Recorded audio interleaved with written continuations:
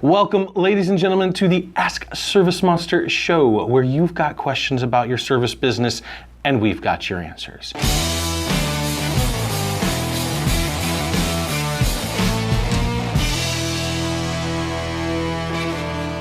Today, our ongoing series with Facebook monetization, how to get leads and make money off Facebook, kind of a 101 strategy. Before I get too deep into that, though, and I want to focus today on Facebook audiences, I want to talk a little bit in the bigger picture, in the bigger scope, the difference between sales and marketing and collecting lead sources and branding.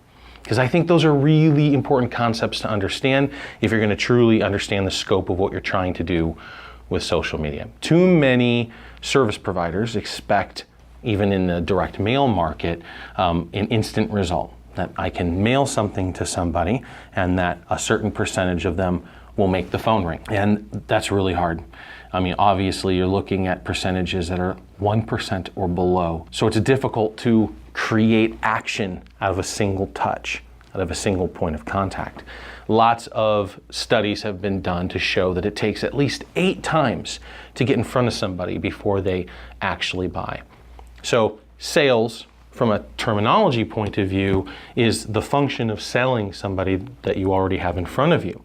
Marketing is about acquiring enough brand recognition and enough strategies in your advertising to enact action amongst a crowd of individuals. So I would encourage you to kind of think of things a little bit broader.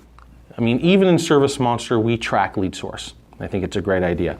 We're one of the few companies that does it really well. We even track associations with other clients for referral reward programs. So I believe in lead source tracking. Tons of reports, dashboards, the whole nine. But you have to take it with a grain of salt. By the time someone calls you and you ask them, how did you hear about us? And they tell you method X. Maybe it was Facebook, maybe it was Yellow Pages, right? Inside joke, there's no way it's Yellow Pages anymore. If you're in Yellow Pages, get out. There's a handful of places that you can be that, or flyers, or direct mail, or cold calling even, right? Although the do not call list could be a major problem for you. I saw a lot of service providers have a really rough time with that. No matter what, at a certain point, they're going to react and they're going to call you. You're going to ask them how they hear about us, and they're going to respond to the method they used to get your phone number. The reality is they've probably seen you 6, 7, 8, 9, 10 times. And if you're doing it right, they saw you in other places, in other sources, in other channels. This is what's known as brand awareness. Building your brand within your community, within your demographic, the people that are likely to buy your services and the ones that you can sell your product or service to. Gathering that group of people in such a way where you can represent your brand on multiple channels so they see you over and over and over again is by far and away the most effective branding strategy, which then will result in your marketing being highly effective.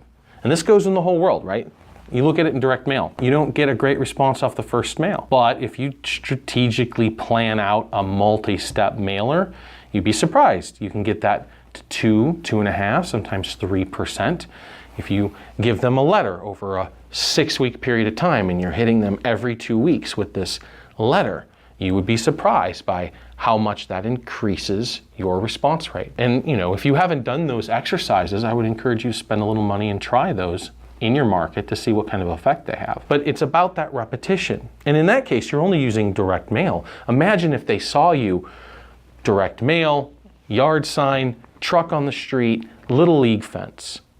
Make sense? They're seeing your brand in multiple places and they're starting to make your brand name synonymous with the products and services you offer. As a service provider, you're a problem solver first. You can't solve a problem they don't have. No one's going to call you for clean carpets, or if their windows are sparkling clean, or if their house was just painted. No one's going to bring you guys out to pressure wash or window clean or carpet clean if they don't have a dirty carpet, dirty house, or dirty windows. It's only when our perfect marketing intersects with their need, or to make it simple, intersects with their problem, that a magical thing happens. But if they already know your brand name synonymous with product and service, they won't even think about it. Oh, my windows are dirty. I better call Crystal, right? They'll just know because they've seen you so many times.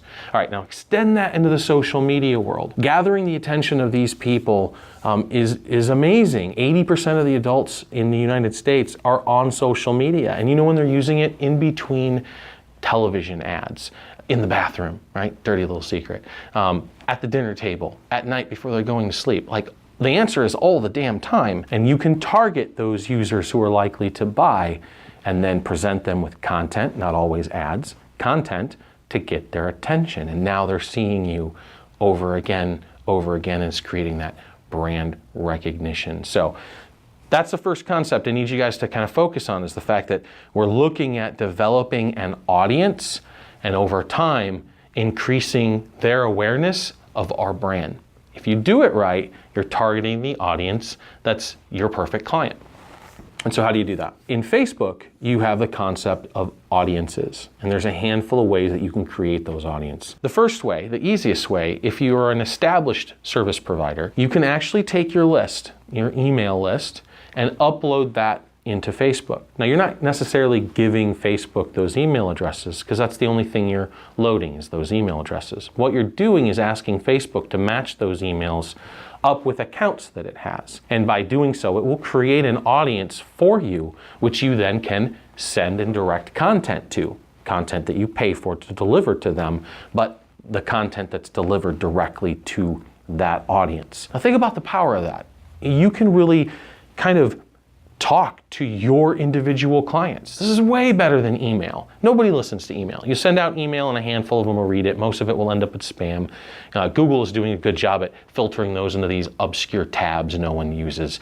So email is not where most people are going. It's certainly not more millennials, 35, 36 and below, are consuming their content. But if you're getting in front of them where they're at already, they might be more likely to use you again, to call your service, to like your page, to interact with you, to share your content with their friends. You have an amazing horsepower in your own client base. And it's really no different than uploading that content to something like MailChimp, or vertical response, or constant contact. Facebook is providing us a platform to deliver a message like an SMTP email. So that's how I'd encourage you to look at uploading your own lists. And then you can retarget those lists depending on actions that they take. Another way to create an audience is to target it based off of a series of filters. And Facebook provides like over 200 different kinds of filters. It's ridiculous. I would encourage you to start broad. Not everybody in the world. Obviously, focus on your geographic location. Maybe cater in the age range, right? As a service provider, you're not necessarily looking for an 18-year-old, but ambitious 25-year-old who owns their own house. Sure, let's make sure that they're seeing the ads. Maybe not 75. Maybe that is your core demographic. I don't know, but you dial that in, and then run geographically, and then start to understand the people who are using it. You can also do lookalike audiences. So if you upload your list and create an audience, you can use that audience to kind of focus into everybody in your geographic area that has a similar profile to the people in your list.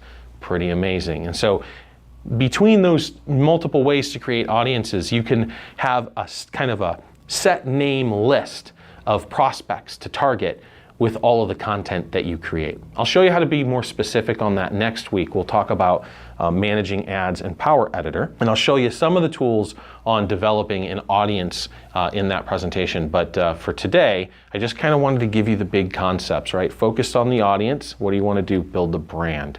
Well, how do you want to build that brand? You get their attention, just like in the real world, but now you kind of have a single pipeline that you can get to. I would still encourage other forms of marketing, direct mail, signage, obviously wraps on the truck. Those kinds of things are going to always be important in the real world. But now you can get in front of them and build your brand better using the undervalued market right now, because you can do this for 20, 30, 40 bucks that Facebook gives us. Till next time, guys, have a great day. Subscribe, go check out the demo, give us a call, get in touch.